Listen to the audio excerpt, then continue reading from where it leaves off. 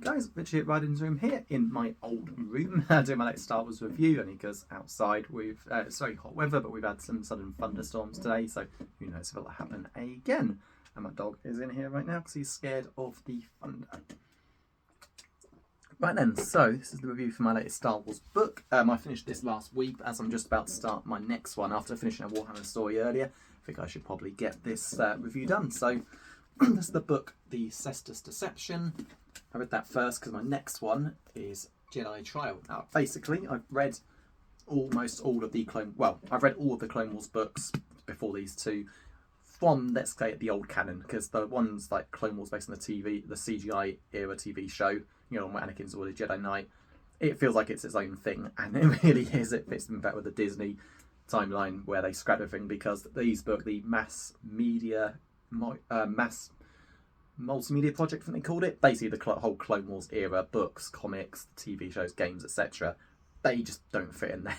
Giving Anakin an apprentice and then being a Jedi Knight something like 6 months after Geonosis is insane. It doesn't fit, so I don't count those, even if they are officially part of the timeline that appears printed in these books.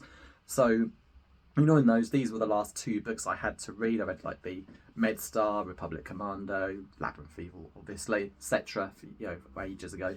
And I was basically going for all the books I never read. These are the last of the two Clone Wars books. I thought, what the hell, to give them a go here, they're not the best. And yeah, so anyway, Jedi Trial I've not started yet. I hope it doesn't clash too much with the Clone Wars TV show, like the original one. I know Anakin's knighting is different in them, but as long as it still doesn't matter too much, it's not a big deal. Whereas the CGI one massively clashes. But yeah, that's next. That's effectively the final one, because this is the review after all, Cestus Deception. Good cover. First of all, give it that. Obi-Wan looks good, although got me, it looks like he's got the hair of episode 3, but just the look reminds me of episode 2 look somehow. I'm not sure. I don't know why Count Dooku is on the cover, considering that he is not even in the film at all. Book. It's just his orders for his pawn, Asajj Ventress, who absolutely should be on the cover, and she's not, and I have no idea why, because she plays a much bigger role. But yeah, Kit Fisto gets a huge role as well, which is good. And then you've got on the back several clone troopers at the bottom. So yeah. With reading the old books again, it's basically the books I haven't gotten around to, the Han Solo trilogy, etc. And yeah, this is actually almost at the end of my EU journey.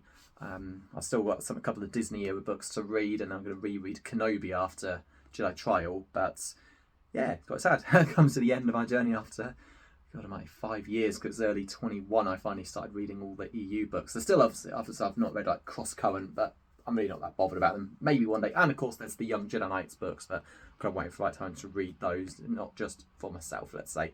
So yeah, that's going to be a good experience. So 5 years, up to some sort of massive review of it all. Anyway, on to it. So Cestus Deception. So the planet Ord Cestus.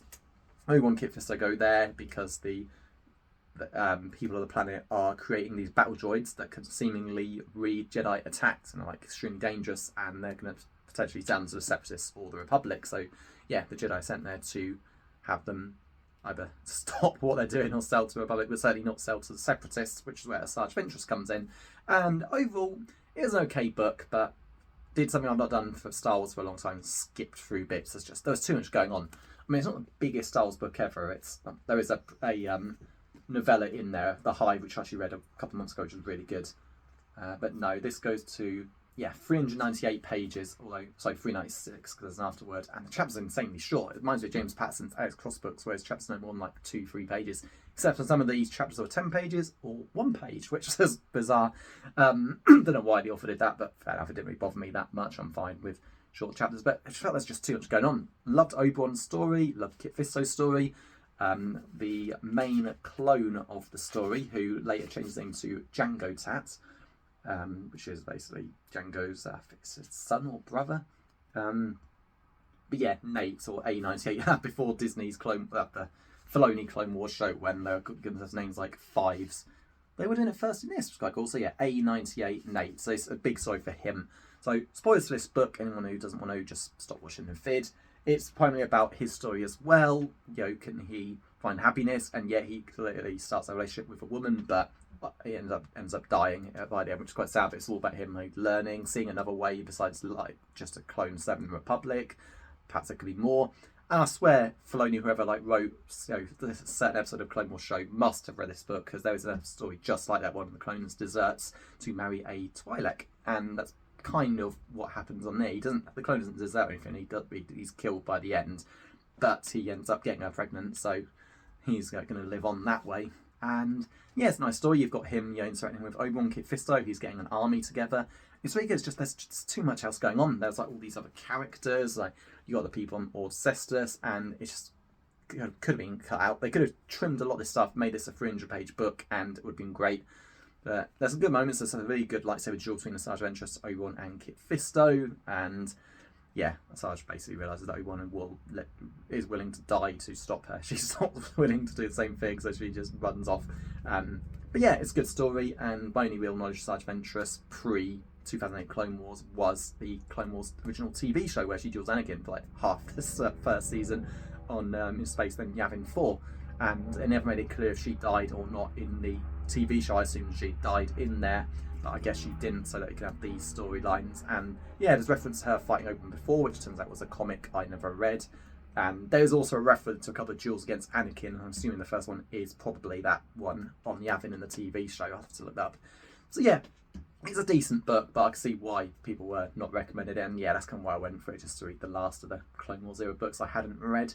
So yeah, overall it's a decent book. The boring stuff was kind of boring and worth skipping, but the good stuff was really good. Yeah, definitely 3 out of 5 book. It's nowhere near 1 or 2 out of 5, but yeah, average.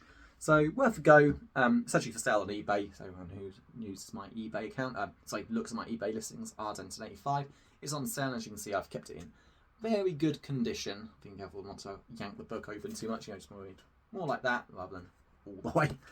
So yeah, this is the same as the last one, Jedi Trial, and then I've got 2 Disney ones. Heir to the Jedi, which was written for the EU but got pulled into Disney canon, and apparently that does affect it, so that one next. And then the final one is Brotherhood. That's on my to read one day list because the library have it. I'm keen. No, the next one is Bloodline, which is about Leia and dealing with who her father was. Now, they've already done this really well with True Supercura and Tatooine Ghost, so I'm curious to see how well it is done.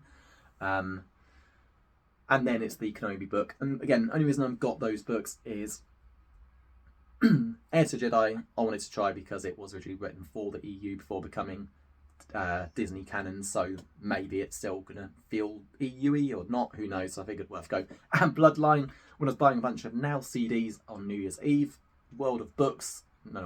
Music and Magpie also had that Star Wars book, so I figured why not, is basically free. And then yeah, Kenobi, because that's one I read in 2021, and having read a lot more, such as the Legacy comics, Kenobi is apparently more valuable now, because something happened in Legacy comics I did not recognise from Kenobi, so got to reread knowing what's coming there. But yeah, that's it. So hope you enjoyed the review. So Cestus Deception, not a bad book, but nowhere near as good as the other one. It's no Yoda Dark Rendezvous, let's say that. And yeah, Jedi Trial is next. So hope you enjoyed this vid, and I'll try and have the next one up soon.